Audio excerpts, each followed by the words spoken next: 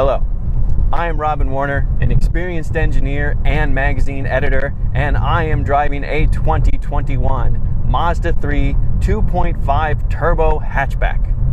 Now, Mazda has always punched above its weight in the small car category when it comes to driving satisfaction, from the 323 to the Protege to the Mazda 3. But now, Mazda is bringing some real muscle of its own to the hot hatch category. But before I get too far, let me first tell you just what the Mazda 3 2.5 Turbo is.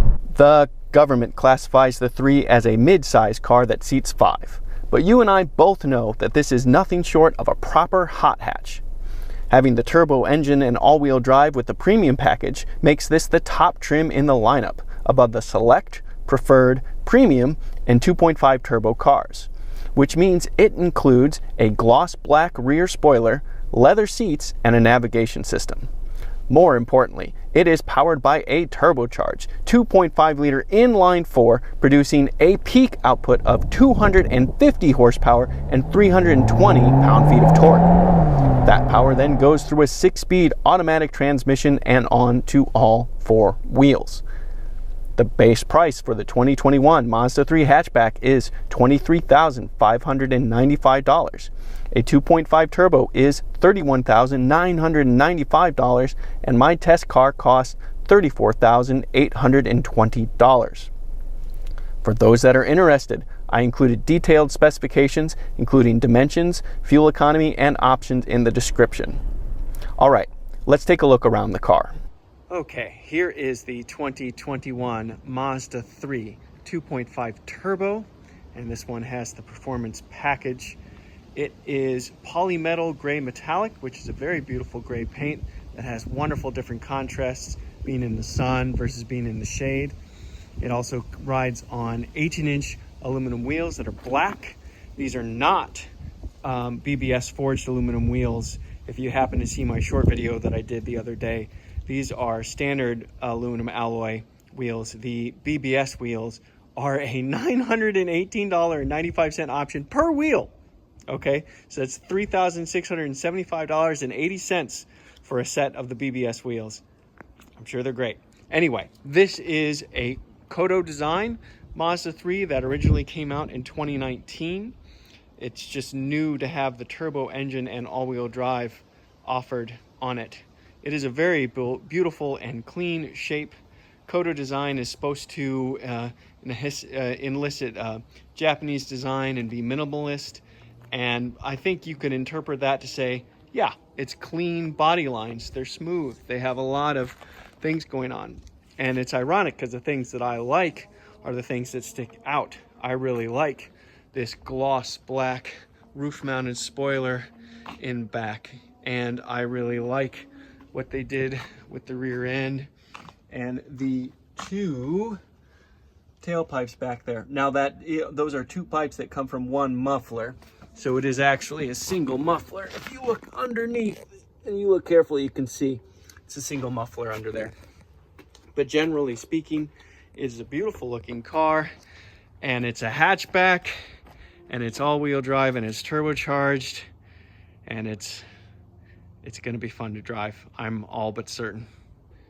All right, let's hop inside. But before I do, I want to quickly show you the rear seat. It's a little bit cramped for leg room, but nothing bad here, and it's reasonable, especially for shorter trips. And the upside of that is it's a hatchback, so you've got folding rear seats, of course, and a darn decent amount of cargo room. That's a deep floor and a lot of space, and of course the seats are easy to fold. You can see the flips right there on either side. Okay, but once you get inside, it's pretty hard to miss the red leather interior. And it's kind of making a loud statement, but I don't think it's making a bad one.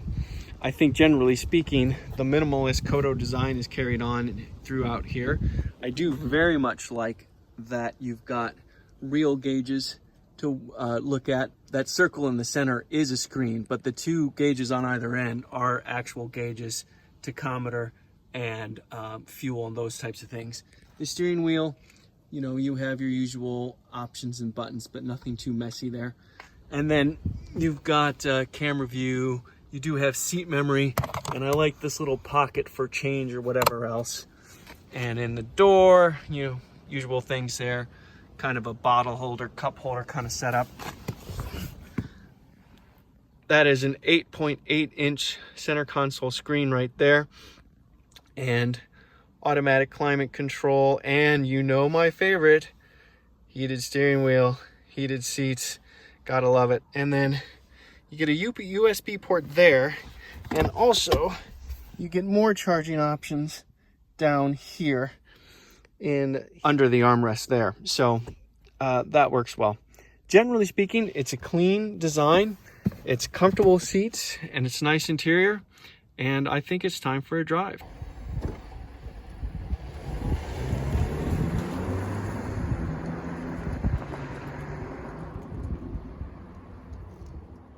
Okay, clearly the big news here is the powertrain, so let's jump right into it. 250 horsepower, 320 pound-feet of torque. Those are fantastic numbers from a 2.5 liter four-cylinder engine, and even more fantastic numbers when you think about what is going into a small C-segment car hot hatch. Really, really impressed with that. You get 250 horsepower, 320 pound-feet of torque. And the 250 horsepower is available at 5,000 RPM, and the 320 pound-feet of torque is available at 2,500 RPM. Solid. And here's what's even better about it. Mazda was really honest about how it makes that power. It's like, okay, if you put premium fuel in this, proper 93 octane premium fuel, you'll get those numbers. But if you get regular fuel and run on 87 octane, you're going to make 227 horsepower and 310 pound-feet of torque. Now, to be fair, that 310 pound-feet of torque comes available at 2,000 RPM, a little lower, and 227 horsepower is nothing to laugh at. But, you know, you're approaching a loss of 10% here, and you don't want to lose that. The fact of the matter is, you don't want to put regular fuel in these cars, but a lot of people get cheap about that kind of stuff. And it's good to know, like, yeah, the engine will run, it'll run fine, but hey, you will not make as much power. It will not be as fast, and it probably won't feel as good either. So I really appreciate that Mazda takes the time to give that extra bit of data to let you know that, hey, on 93 octane, this is what you're gonna get. And ironic enough, it's actually Mazda likes to advertise the 227 horsepower and 310 pound-feet of torque because they want to make sure you know, yes, if you want, you can run this thing on regular fuel and it will be no problem, and this is how much power you'll get. But don't do that. Don't do that. Run on premium. Make full power. Enjoy all 250 horsepower that this thing can make. The full name of this engine is the Skyactiv G 2.5 Turbo. It should be the Skyactiv G 2.5 Turbo, run it on premium. So that's the full name of this car. Run it on premium, please.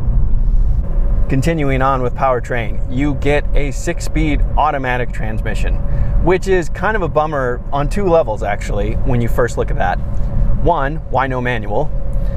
Well, it just isn't a manual. You can get a manual transmission in a Mazda 3, but you have to get the non-turbo engine to do that, and it has to be front-wheel drive. So manual transmission does exist in this car, is still alive and well in a 2021 Mazda 3, but not with the turbo motor. It's sad, but it's true, and let's move on from there. The other thing is, say, wait, 6-speed automatic?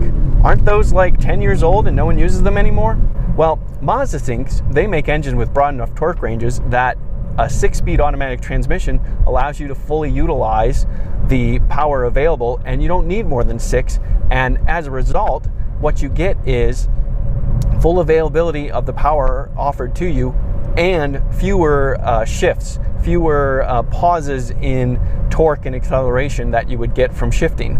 That's the theory. You know, modern transmissions, especially the ZF 8-speed that you find in a lot of BMWs and a lot of other products from Europe, works really, really well.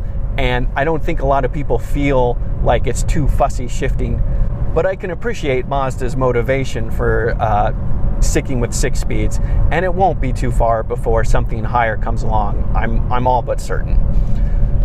So ultimately, I don't have an issue with the number of gears in this transmission or even the fact that it's automatic. It's more of just I've accepted the sad truth that so many transmissions are automatic these days. But I do have an issue with this transmission, and it's not how many gears it shifts, but when it shifts gears. And it nagged me enough that I made a separate short little video that covers exactly what I'm talking about. And it's at my super secret acceleration location. And I am doing some super secret accelerating, but not purely for the launch. You'll see what I mean in just a moment. Check it out. Okay, here we are. Super special secret accelerating place. And I have two cameras going. I have one camera here to show you. You can see that I'm not going to touch anything here, and I'm not going to touch anything on the shift handles either. Right now, I'm in normal mode, automatic mode, and I'm going to accelerate from a standstill, full throttle.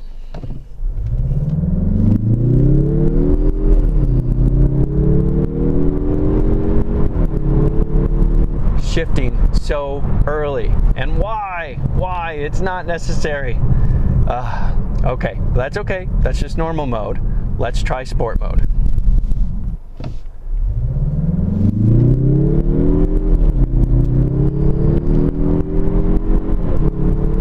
Okay, maybe it shifts a tiny touch faster, and the throttle tip-in is certainly faster, the throttle map is faster, but you can see it's still shifting way, way early. But okay, we still have manual shifting here, so we can try manual shifting.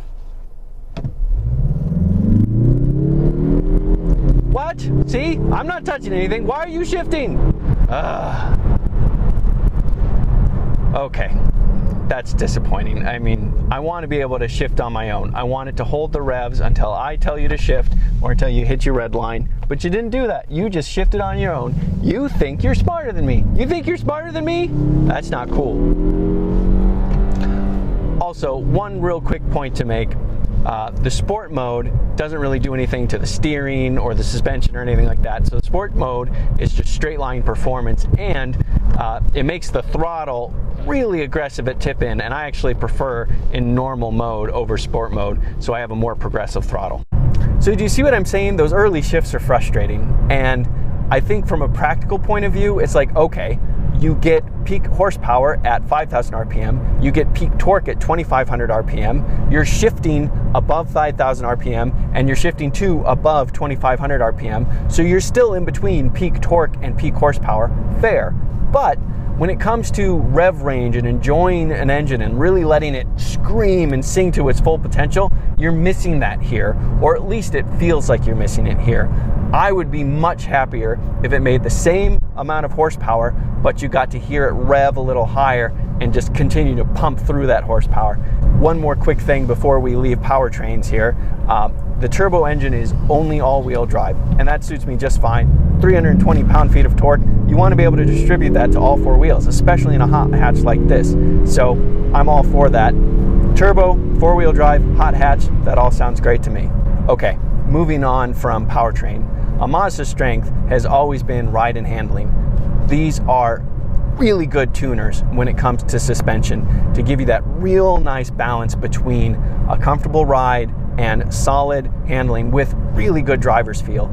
I mean, from the Miata, which is an obvious fantastic driver's car, but even to the Mazda 6 and the different SUVs, the CX-5, the CX-30, and even the big CX-9, they all drive really well and drive better than you'd expect, be more fun and more engaging than you'd expect a car like that to be.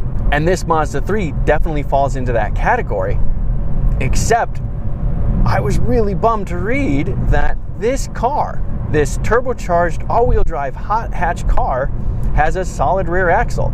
It has what's called a torsion beam axle. And I want to cut to yet another little thing where I kind of got on the ground and showed you what I'm talking about. So I'm going to show you that real quick. All right, you are currently looking from behind the rear of the Mazda 3 hatchback, and I want to show two things.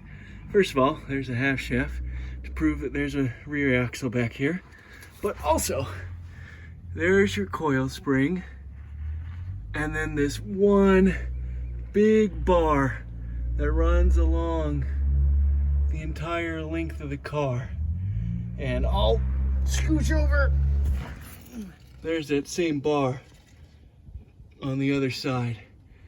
That is called a torsion beam rear suspension. It is a solid rear axle suspension for cars that don't have, old school rear wheel drive diffs. And that means that the independent multi-link suspension that was in the 6th generation Mazda 3 is no longer here. They've replaced it with something simpler, less expensive, but also more space efficient. So anyway, that's a bit of a bummer for us car nerds, especially the vehicle dynamic nerds among us. So torsion beam rear suspension on the 4th generation Mazda 3. So what that is a less sophisticated suspension. And when you have a car that has so much potential, it's like, guys, why hurt yourself that way? Now, I want to be fair. There are advantages to torsion beam suspensions. They're really space efficient. So they take very little room underneath the car, which allows you to give you more cargo space in back and other things like that. And they're also really low cost. So you can have a car as capable as this one and have it start at just under $32,000. That's a very impressive low number. So I'll totally concede those points. But the thing that bums me out is the last generation Mazda 3 and a lot of Mazdas before have had multi-link suspensions in back, which means a 4-wheel independent suspension, which gives you just more tunability when it comes to making the car feel just right. So I was really nervous when I was getting in this car that I was going to fall a step behind of what even old Mazdas were. But I have to tell you, after driving it, man, okay, yes, it is a less sophisticated suspension, but they did such a great job tuning this car. It still feels really good to drive. The handling and ride balance is still spot on. You have this real nice fluidity with all the motions of the car. Feeling the limit is fantastically simple, easy, and considering that we live in a modern age with electric power steering and everything else, the communication through the steering wheel and through the seat is as good as you can get this side of a Porsche. And that is with a car equipped with winter tires. Winter tires are notorious for having squishier sidewalls and rubber that just doesn't hold on when it's dry and just a tiny touch warm. And yet this Mazda still feels really good, really organic. I was so pleasantly surprised when I got to a bit of curvier roads and just let loose a little bit and just felt the old goodness I felt in Mazdas before. So yes, it does have a less sophisticated suspension, but man, they just tuned it as well as you could. It is fantastic. Yes, there are compromises. When you have like heaves in the road or, something that just cuts across the road, that is going to come across as a harder jut, a more harsh reaction to the car.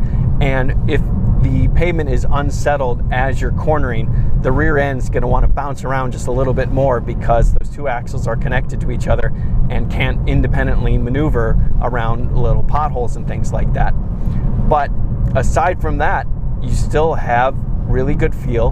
The ride and handling compromise is still spot on, and you have then this great turbo motor that lets you put power down nice and early with all-wheel drive, and you can just scoot through roads as good as anything. I mean, you are going to surprise a healthy number of sports cars that are trying to lose you. If they're trying to lose you, they won't be able to.